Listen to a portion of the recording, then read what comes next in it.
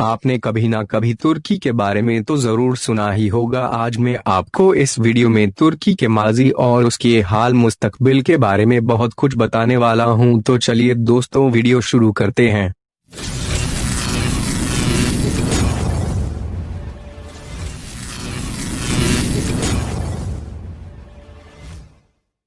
तुर्की की कहानी शुरू होती है सन 1299 से। ये वह वक्त था जब सल्तनत-ए-उस्मानिया की हुकूमत शुरू हुई थी। सल्तनत-ए-उस्मानिया को ही ऑटोमन एम्पायर भी कहा जाता है। यह सल्तनत सन 1299 से सन 1923 तक ही चल पाई। इस हुकूमत में लगभग 400 बादशाह गुजरे, लेकिन 36 बादशाहों को ज्यादा वैल्यू दी जाती है। आपको शायद पता न हो कि टीपू सुल्तान भी ओटोमन एम्पायर के ही बादशाह थे। खिलाफत-ए-उस्मानिया के पहले बादशाह उस्मान थे और आखिरी बादशाह सुल्तान महमद सिक्स थे।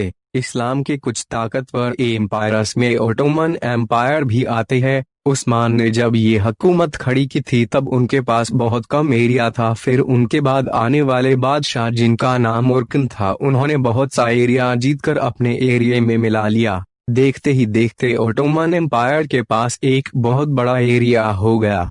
ओटोमन एम्पायर 1683 तक अपने चरम पर पहुंच चुकी थी। 1683 ही उनकी गोल्डन एज मानी जाती है। उस वक्त महमद फर की हुकूमत थी और उनके पास ये सारा ग्रीन एरिया था। सन 1299 से 1683 तक ओटोमन एम्पायर अपने एरिया को बढ़ाते रहे और उसके बाद 1683 से 1923 तक उनकी हुकूमत गिरती गई। ओटोमन एम्पायर की ताकत का अंदाजा इसी बात से लगाया जा सकता है कि इसराइल और ईसाई इनसे जलने लगे थे कि अगर यह हुकूमत करेंगे तो हम हुकूमत नहीं कर पाएंगे, क्योंकि एशिया के और अमेरिका के बीच बिजनेस करने का एरिया सारा इनके अंडर में था। सारा वाटरलैंड इनके अंडर में था और जब यहाँ से कोई जहाज निकलता उनसे ये टैक्स लिया करते थे, इसीलिए वे अपना कारोबार नहीं कर पा रहे थे। लेकिन फिर बाद में उन्होंने अफ्रीका के नीचे वाले महाद्वीप से अपने शिप भेजने शुरू करे और वहां से अपना बिजनेस शुरू कर दिया।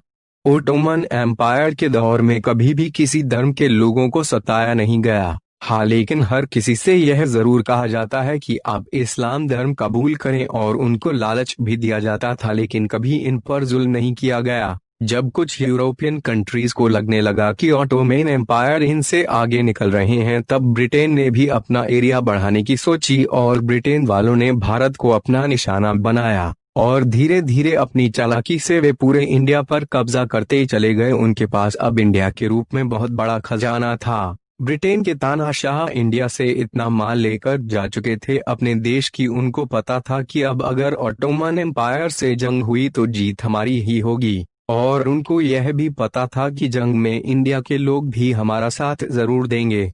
और फिर आखिर वो वक्त भी आ ही गया कि जब ऑटोमन एम्पायर की और ब्रिटेन की लड़ाई शुरू हो गई, मतलब वर्ल्ड वॉर फर्स्ट हुई। उस जंग में दो टीम बनी थी। एक टीम ब्रिटेन की थी और दूसरी टीम जर्मनी की थी, और जर्मनी की टीम में ही ऑटोमन एम्पायर भी थे। जब जंग शुरू हुई थी तब जर्मनी आगे था, लेकिन जंग खत्म होने तक ऑटोमन एम्पायर के पास कुछ नहीं बचा था। ओटोमन एम्पायर इसलिए हार गए थे क्योंकि सऊदी अरब इनके खिलाफ उतर गया था, जिसमें लॉरेंस का बहुत बड़ा हाथ था। लॉरेंस एक ईसाई था जिसने अरब के लोगों को भड़काया कि इस्लाम के बादशाह बनने के लायक तुम हो, ना कि तुर्किश। ओटोमन एम्पायर इतना बड़ा था कि इसके खत्म होने पर 40 देश और बने। 1923 में जब तुर्किश लोग हार गए तो ब्रिटिश ने उन लोगों पर 100 साल के लिए पाबंदियां लगा दी, यानी कि 1923 से 2023 तक।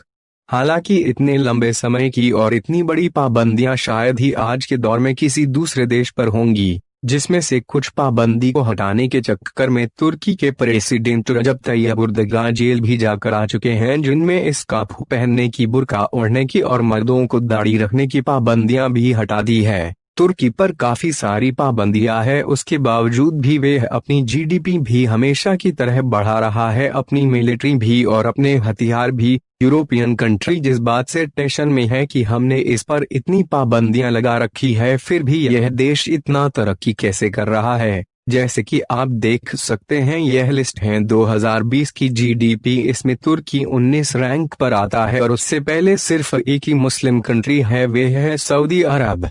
लेकिन 2050 तक ऐसा नहीं रहेगा। कुछ विशेषज्ञों का मानना है कि 2050 तक की लिस्ट कुछ इस तरह होनी है कि पहले पर चाइना, दूसरे पर इंडिया, तीसरे पर यूएसए, फिर इंडोनेशिया जो कि एक मुस्लिम कंट्री है, उसके बाद सीधा 11वां पर तुर्की आता है, यानी कि पूरी लिस्ट में 2 ही मुस्लिम कंट्री आते हैं। मैं आपको बता दूं कि तुर्की इतना आगे कैसे है, क्योंकि तुर्की की कानून व्यवस्था बहुत ज्यादा अच्छी है। वहाँ किसी में भी भेदभाव नहीं किया जाता है, लड़का लड़की में, धर्म में, जाति में वगैरह, वहाँ सब एक हैं। वहाँ गांव में भी कोई पंचायती राज नहीं होता। जो एक राज्य है सुप्रीम कोर्ट का, वही राज पूरे देश में है। तुर्की के प्रेसिडेंट रजब तय्यिप एर्दोगान हर मामले में मुसलमानों के सपोर्ट में सबसे पहले आगे आते हैं। अब चाहे वे कश्मीर का मामला हो या म्यांमार में या फिर इंडिया में CAA-NRC का।